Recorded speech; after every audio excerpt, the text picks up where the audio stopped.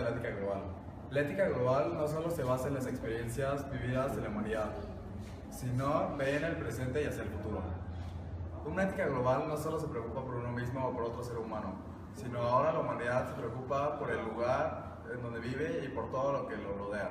Para tener un programa más amplio acerca del tema, se entrevistaron a 2 líderes de carreras de la Escuela Bancaria y Comercial, con visiones completamente diferentes, pero con una intersección de su pensamiento acerca de la ética global. A continuación se presentan las entrevistas de la licenciada Erika Gómez, que es la líder de la carrera de Comercio y Negocios Internacionales, y a la licenciada Alejandra Camargo, quien es la jefa de administración. Muy buenos días, nos encontramos aquí con la maestra Erika Gómez, le vamos a realizar una entrevista y el tema que vamos a tratar es sobre la ética global. Y bueno, le vamos a realizar una serie de preguntas y que nos pueda contestar, por favor. Y bueno, la primera pregunta es, ¿cómo podrían incorporarse consideraciones éticas a las decisiones globales de modo cada vez más rutinario? Bueno, para poder tener un mundo mucho mejor necesitamos forzosamente empezar a implementar valores en los negocios, que no solamente nos vayamos por el tema mercantilista, por el tema quiero ganar dinero, sino también tomando conciencia de hacia dónde vamos, ¿no? Por ejemplo, por ahí traigo un proyecto pues de alguna manera interesante para el próximo semestre para los alumnos de octavo, que se refiere precisamente a esta parte ética y socialmente responsable, que es el Fair Trade. Luego se los platico con más detenimiento. Perfecto, muchas gracias. Y bueno, la siguiente pregunta es, ¿cómo se están aplicando los derechos humanos actualmente? Bueno, yo particularmente, ahora sí, en mi rol de abogada, les puedo decir que considero sinceramente que hay una decadencia importante en los derechos humanos, ¿no? Justamente no es un tema solamente ajeno, no es un tema solamente de cuestiones políticas, ¿no? Por ejemplo, no sé si ustedes conozcan lo que son los certificados Kimberly, ¿no? Que es justamente para defender es un convenio internacional del que México es parte para evitar el tráfico de diamantes en bruto, pero afectando a los derechos humanos, ¿no? ¿Por qué? Porque hay niños soldados y eso es una violación importante a los derechos humanos, hay esclavitud, con eso se financia narcotráfico, se financia terrorismo, guerras. Entonces, bueno, México en ese sentido sí ha hecho un esfuerzo importante para pues evitar este tema. Muchas gracias. Y bueno, la tercera pregunta es, ¿qué propondría usted para detener las prácticas de corrupción en el mundo? Bueno, definitivamente dicen que el buen juez empieza por su casa, ¿no? Para que nosotros podamos detener el nivel de corrupción a nivel mundial, deberíamos de empezar no solamente por nuestro país, sino literal por nuestra casa, porque es muy fácil ir por la vida, ¿no? Por ejemplo, nos detiene un policía y en vez de decirle, oye, dame mi ticket de multa, poli, ¿cómo nos arreglamos? ¿No? Eso es corrupción. Dejar de dar dádivas a los funcionarios porque es su trabajo atender a los ciudadanos. Y de ahí partimos ya a un ámbito más internacional. Así es, ok. ¿Qué rol cree usted que juega la responsabilidad social en el ámbito empresarial? Bueno, pues definitivamente es incluso es un principio institucional muy importante para nosotros. Sí tenemos que ser responsables, no nada más a nivel empresarial, sino con las personas que trabajan en la empresa de manera interna, con nuestros clientes, proveedores. No podemos tomar una actitud no responsable nada más con nuestros clientes, es con todo nuestro ámbito laboral. ¿Qué piensa usted de la implementación de las normas ISO? Bueno, son normas de calidad, por supuesto que estoy en favor de la implementación, porque eso nos lleva a tener una mejor competitividad y no solo de la empresa, sino a nivel internacional. Actualmente hay empresas, por ejemplo, de la industria automotriz, que te exigen esa norma ISO para poder ser proveedor. O sea, ya no nada más es tener una certificación, sino que además es para poder suministrar ciertos artículos, cierto material a las empresas que manejan cierta calidad de productos. Ok, perfecto. ¿Por qué cree que ha aumentado considerablemente las cuestiones éticas en estos últimos años? Bueno, yo creo que se ha estado trabajando de manera conjunta en varios sectores, no nada más familiar o en asociaciones familiares, sino ha habido campañas importantes a nivel federal en pro de la familia y de conservar y pues poner en acción los valores, ¿no? Entonces eso nos ayuda y además que realmente estamos viviendo un periodo donde las personas están tomando conciencia de las cuestiones que son socialmente responsables, ¿no? Pero en todos los ámbitos de la vida. Ok. Y bueno, pues por último, la última pregunta sería, ¿qué opina de la globalización y avances tecnológicos en el siglo XXI? Bueno, que definitivamente sí son de gran ayuda para facilitarnos la vida, nos proporcionan una calidad de vida muy, muy, muy adecuada. Sin embargo, pues hay que saber hacer lo correcto y por las razones correctas, ¿no? El hecho de que tengamos avances tecnológicos, que tengamos acceso a información, no nos da el permiso o el derecho de poder plagiar información, de hacer o ejercer prácticas de piratería, ¿no? Como alguna vez ya se los comenté, el hecho de que alguna persona, más bien que nosotros vayamos al tianguis, compremos productos pirata, de alguna manera y muy indirectamente estamos financiando al crimen organizado. Entonces, pues esto tiene que parar y tenemos que ser más responsables con el uso de las tecnologías. Muy bien, pero pues bueno, esto fue todo. Agradezco mucho su tiempo y gracias por contestar estas preguntas. ¿No? Gracias. Muchas gracias.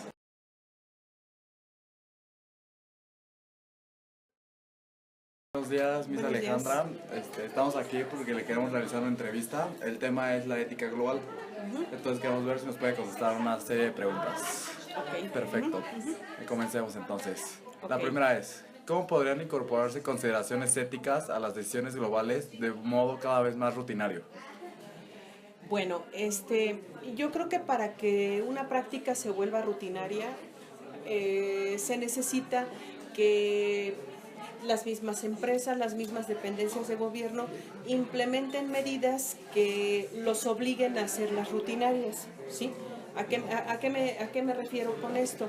Bueno, que por ejemplo, hace algún tiempo se estuvo utilizando lo que era el PITEX, lo que eran instrumentos que se utilizaban para estimular las exportaciones de nuestro país. Entonces, a lo mejor de esa manera que se generen reglamentos que necesariamente las empresas tengan que seguir para que ya cuando se suelte ese programa, las empresas ya estén impuestas a realizar ese tipo de prácticas, aún sin que se los estén normando, ¿sí? Entonces, para generarlas y hacerlas un hábito. Ajá. Muy bien. Bueno, pasemos a la siguiente pregunta, que Ok. es, ¿cómo se están aplicando los derechos humanos actualmente? Híjole, realmente pues la visión que yo tengo de los derechos humanos es muy negativa, porque en la experiencia que a mí me ha tocado vivir, los derechos humanos lo que defienden son a personas que no podría decir yo que son delincuentes, pero sí que no actúan con ética, ¿sí? Entonces, ¿cuál es la visión que a mí me deja? Que los derechos humanos defienden a gente que delinque, que no trabaja con prácticas leales, ¿sí? Eso es la imagen que yo tengo de los derechos humanos. Muy bien, perfecto. La tercera pregunta es, ¿qué propone para detener las prácticas de corrupción en el mundo? Híjole, pues como buen administrador, yo creo que tendrían que ponerse objetivos e indicadores que midan perfectamente y constantemente el actuar de todos los políticos, ¿sí? Yo creo que Además de esto, podría ser importante que se normara bajo el contexto de que pues todos viéramos la importancia que el Congreso, la Cámara Alta, la Cámara Baja estriban para nuestro país, sus decisiones que ellos toman que nos afectan a toda la población. Entonces, esa situación se debería de profesionalizar, ¿sí? Y vamos, en algún momento, fijarles un salario, pero vamos, que se abra más ese espacio, porque al final de cuentas lo que está ocurriendo ahorita es que entre ellos dos, la Cámara Alta y la Cámara Baja, son los que deciden los salarios, entonces ellos se lo incrementan o se lo bajan, bajarse nunca, se lo incrementan de acuerdo a su capricho, porque ya no son sus necesidades, ¿sí? Ya ni un profesionista que se quema las pestañas para estar estudiando gana lo que ellos ganan sin tener estudios, sin tener preparación, y toman decisiones muy importantes para el país, como en cuestión de fijación de salarios mínimos profesionales. Vamos, estamos viendo aquí en Querétaro y también hacia afuera. La señora Margarita Zavala, que es esposa de un expresidente, dice que los mexicanos debemos de ahorrar. ¿Cómo vamos a ahorrar si no tenemos los salarios que necesitamos para que quede un sobrante y ese se destine para el ahorro? Bueno, la señora Rosario Robles dice que una persona puede vivir con 900 pesos mensuales. Yo quisiera verlos que ellos vivieran con ese sueldo, ¿no? ¿Sí?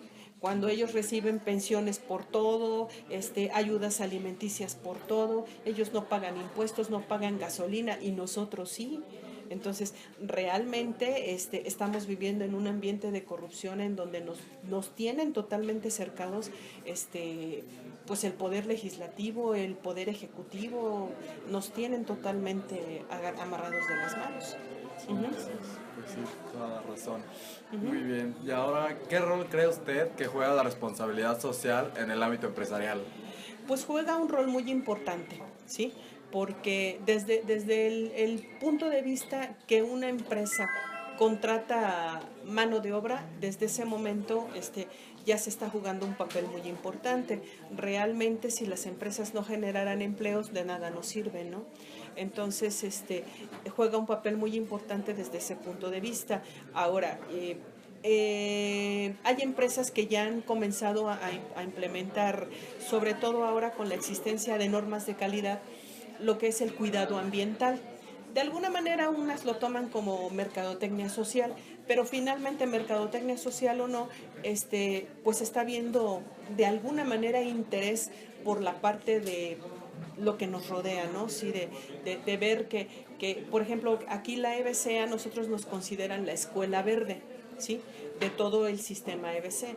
¿Por qué? Porque está enclavada en un lugar donde, pues, si nosotros nos asomamos, todo es verde, incluso los colores son verdes, precisamente teniendo interés en ese tipo de cosas, ¿no? El cuidado de la naturaleza, el cuidado del cuerpo humano, ¿no? Ya ahora tiene su carrera de la vida, que es algo que se está volviendo, un evento que se está volviendo tradicional y que precisamente es para salvaguardar de alguna manera la salud del estudiante y de la comunidad EBC. Sí, perfecto. Muy bien, ahora pasamos a lo que es las normas ISO. ¿Qué piensa de la implementación de estas normas? Bueno, en principio de cuentas, yo soy una persona que me gusta mucho lo que tiene que ver con la calidad, ¿sí? La implementación de las normas ISO, pues es una herramienta, un esquema bueno, ¿sí? Siempre y cuando, bueno, aquí el problema que nosotros tenemos es que si la empresa que llega es de nacionalidad china, pues utilizan las normas de acuerdo a la cultura de ese país. Si la empresa que llega es canadiense o francesa, sucede lo mismo. Entonces, en México no tenemos una personalidad propia de lo que son las normas ISO, ¿sí? O sea, nos vamos con la nacionalidad de la empresa y se implementa como dice la empresa, ¿no? Entonces, desgraciadamente todavía nosotros no hemos adquirido esa madurez que necesitamos para para aplicar una norma ISO, como quien dice, a la mexicana, ¿sí?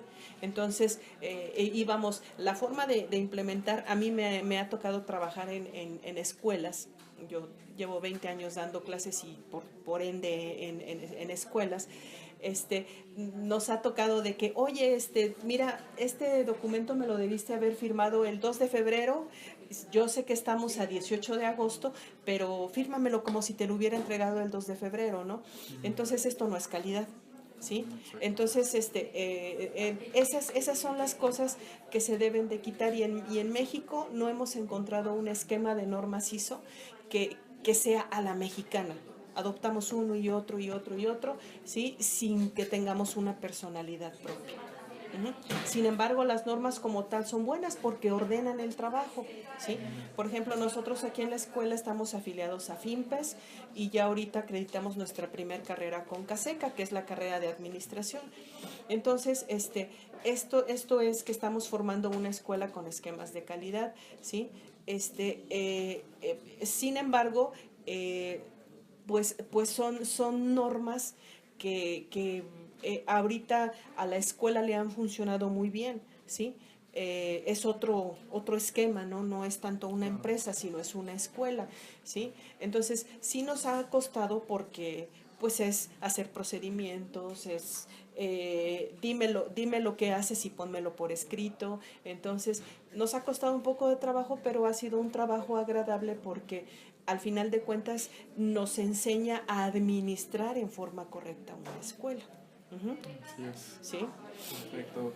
Ahora, la siguiente pregunta es, ¿por qué cree usted que ha aumentado considerablemente las cuestiones éticas en los últimos años? Pues yo creo que precisamente porque al no aplicarse se desató un movimiento de delincuencia, de malos manejos dentro de las organizaciones.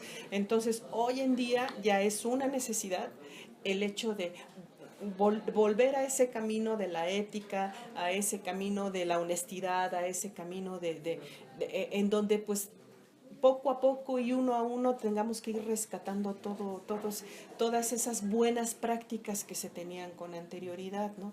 Entonces, pues yo creo que así se han hecho todas las revoluciones, ¿no? Una vez que la revolución se da por algo. ¿Y por qué se da el levantamiento armado o no armado, la revolución? Porque ya hay cosas que no caben dentro de los esquemas. Entonces, se da la revolución y de entre todo lo destruido tiene que volverse a construir. Entonces, yo creo que eso es lo que está pasando. Tenemos que volver a rescatar esa parte ética para que sigamos construyendo empresas de éxito, alumnos que busquen el éxito de manera ética. Ok, muy bien. Y ahora, por último, ¿qué opina usted de la globalización y de los avances tecnológicos en el siglo XXI? Bueno, yo lo veo mucho desde el punto de vista de México. Nosotros sabemos que en México muchos avances tecnológicos han llegado 20 años después que en otros países, ¿no? Pero bueno, al final de cuentas llegaron, ¿no? Entonces, aquí la parte de la globalización yo veo una parte positiva porque nos obliga a mantenernos pegados o más o menos aproximados a culturas o países, culturas de otros países que tienen otra forma de trabajar muy diferente a la nuestra. Si nosotros habláramos de educación, por ejemplo, a mí me gustaría saber el esquema de los finlandeses, ¿no? que son considerados los número uno a nivel educación. Entonces, el hecho de que exista la globalización nos abre a nosotros los ojos para ver qué mejores prácticas podemos emular de países que están avanzados en ese sentido, sobre todo en nuestro negocio que es la educación. Entonces, yo creo que tiene sus pros y tiene sus contras, ¿no? ¿Sí? Porque finalmente, yo creo que una de las partes tristes también es darnos cuenta, pues cómo nos encontramos comparados con otros, ¿no? Porque si bien es cierto, hay cosas buenas en nuestro país que no las voy a negar, pero sí tenemos ahorita una serie de problemas, entre ellos, pues tenemos el honroso primer lugar de obesidad infantil, ¿no? los chavos ya no conviven entre sí, sino se la viven en videojuegos, y es muy curioso muchas veces ver Facebookazos, imágenes, videos en donde pues, los chavos están en una reunión y cada quien en su mundo con su teléfono, ¿no? O sea, se ha perdido esa parte rica que es el convivir, el platicar, la comunicación efectiva, ¿no? Pero bueno, finalmente, para mí la globalización es buena siempre y cuando la tomemos desde el punto de vista de querer ser mejores, emulando a las personas que se encuentran, a los países que se encuentran a nuestro alrededor, no copiando, sino probando con sus mejores prácticas. Okay, ¿Sí? perfecto. Pues bueno, esto sería todo. Le agradecemos mucho su tiempo y esperamos verla pronto. Muchísimas gracias. De nada, chicos. Bye.